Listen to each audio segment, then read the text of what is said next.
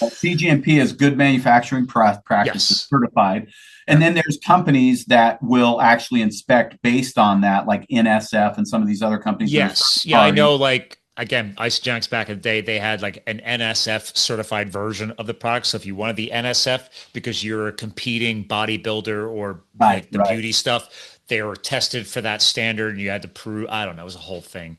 Yeah, I don't care about the NSF. I like that certifying body. I know Vinny's a fan of it too because he's like, whether it's my stuff or will you guys sell everything? He goes, it's important to see that somebody's at least taking a peek. And like he goes, dude, he's like, stuff is randomly taken off of his production line and third party tested to yeah, prove that what's in there and what's on the label is a standard.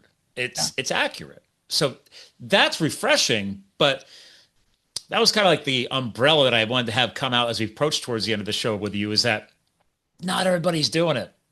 Right. And I don't know where to go from there. It's like you've been at this longer than most people I've talked to.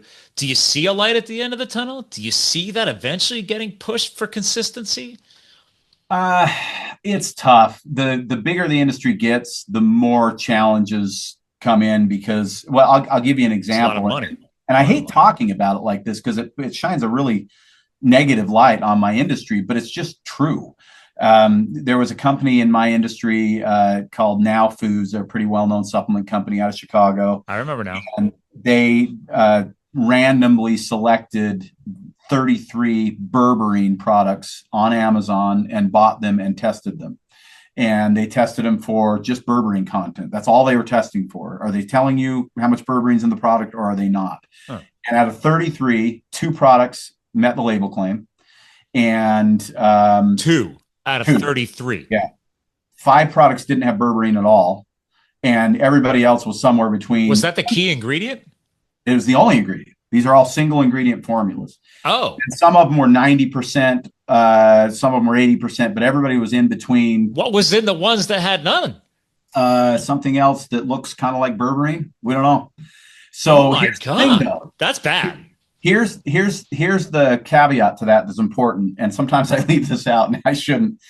They selected brands that they didn't know. They selected brands that were basically Amazon exclusive brands, Which um, those could be from anywhere. where they couldn't find a website. They could only find it on Amazon, and they bought there. They also selected, I think, a dozen brands that are well-known brands that are sold in health food stores and Whole Foods and places like that. Yeah, like And I'm they not all said, I don't support GNC. yeah, well, Because I I'm learned that years ago too. I'm with you like, on that. what is the crap that I'm getting? I Yeah. mean,